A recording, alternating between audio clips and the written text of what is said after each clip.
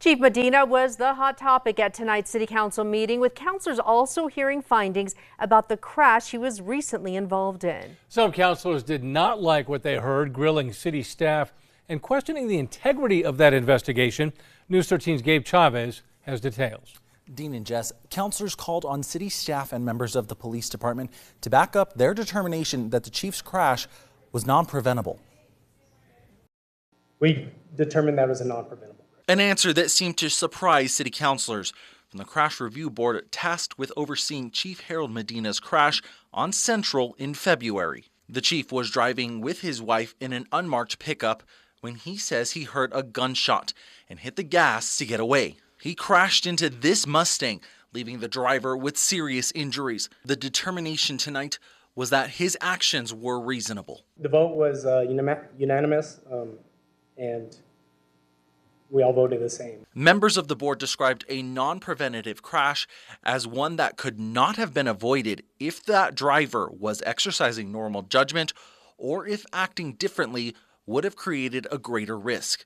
One of the board members explained his vote.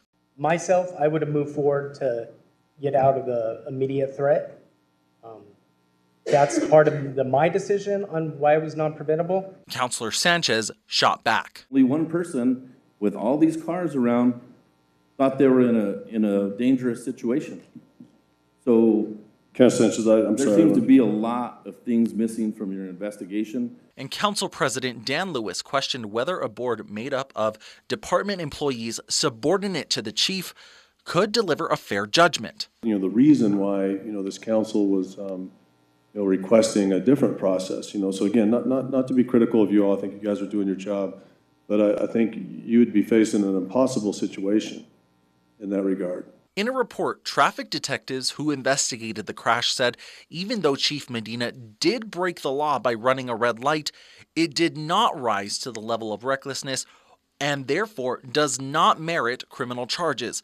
The DA's office will still review those findings and make its own determination. Some councilors have pushed for an outside agency, such as BCSO or state police, to conduct an independent probe. But the city says they wanted the department to conduct its own investigation to follow the self-monitoring process they've established in their agreement with the DOJ. We do intend to have an independent monitor as well as invite the DOJ to include it in their monitoring. So our intent is for this to have multiple outside views.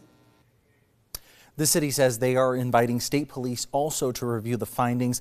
The department's internal affairs is still working on an investigation to determine whether the chief violated any policies. Back to you. All right, Gabe, thank you. APD released test results from after the crash showing the chief tested negative for drugs and alcohol.